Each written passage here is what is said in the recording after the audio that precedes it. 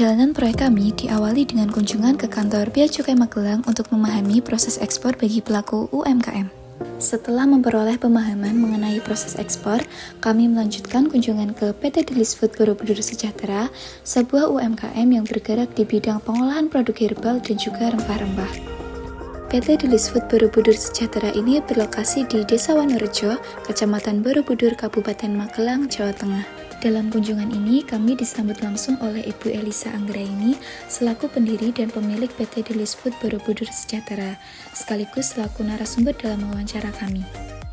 Katalog ini menampilkan beragam produk unggulan milik PT Delis Food yang berhasil diekspor ke luar negeri seperti Jepang, Hong Kong, Turki, Belanda, Italia, Kanada, dan juga Thailand.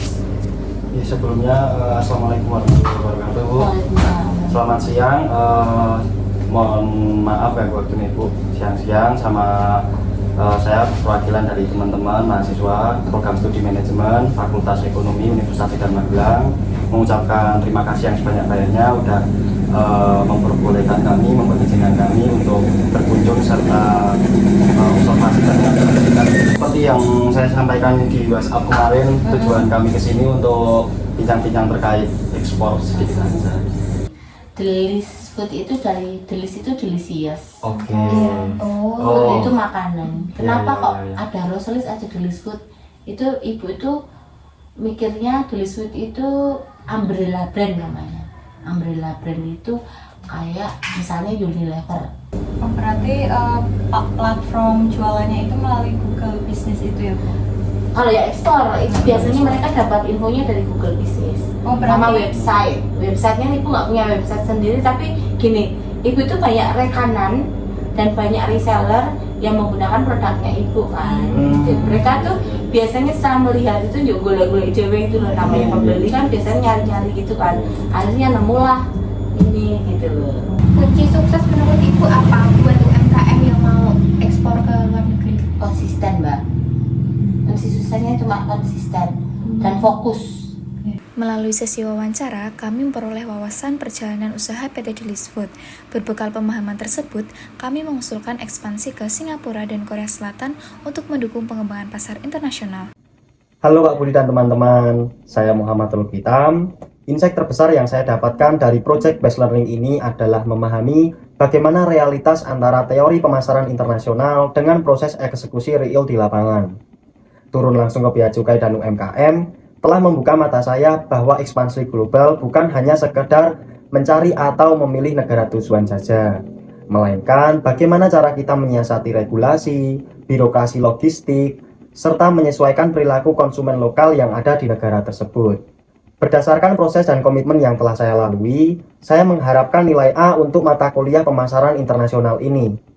Alasan saya mengharapkan nilai tersebut adalah karena saya telah berkontribusi aktif dalam pelaksanaan proyek, mulai dari mewakili kelompok kunjungan ke Bea Cukai, mencari informasi terkait UMKM, mengikuti kegiatan wawancara, membantu mengolah hasil observasi, serta terlibat dalam penyusunan laporan.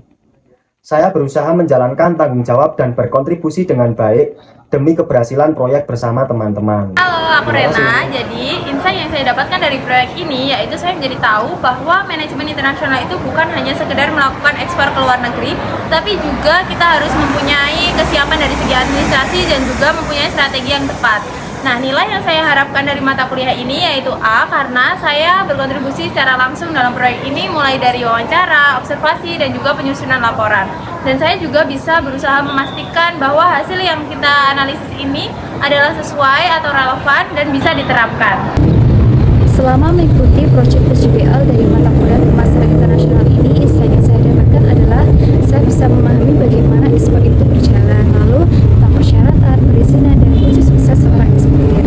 Dan harapan saya untuk mata kuliah ini saya akan mendapatkan nilai A karena saya berkontribusi aktif dalam penyusunan proyek ini, mulai dari bicara info UMKM, wawancara, observasi, lalu penyusunan laporan dan juga video. Halo, saya Malia Tusinta. Dalam pengerjaan proyek ini, saya memperoleh insight bahwa setiap negara memiliki karakteristik pasar yang berbeda-beda, sehingga perusahaan perlu melakukan penyesuaian atau adaptasi terkait dengan penyusunan strategi pemasaran dan ekspornya. Saya juga menyadari betapa pentingnya terkait dengan riset pasar, analisis peluang, dan kesiapan produk saat memasuki pasar internasional. Dalam mata kuliah ini, saya berharap saya memperoleh nilai A karena saya berpartisipasi aktif dalam pengumpulan data, observasi, wawancara, dan penyusunan laporan. Halo, saya Elizabeth Natalia. Dari proyek ini saya belajar bahwa UMKM menghadapi tantangan nyata dalam ekspor, terutama dari sisi logistik dan perizinan, bukan hanya pemasaran saja. Saya mengharapkan nilai A karena saya berkontribusi dalam pengumpulan data,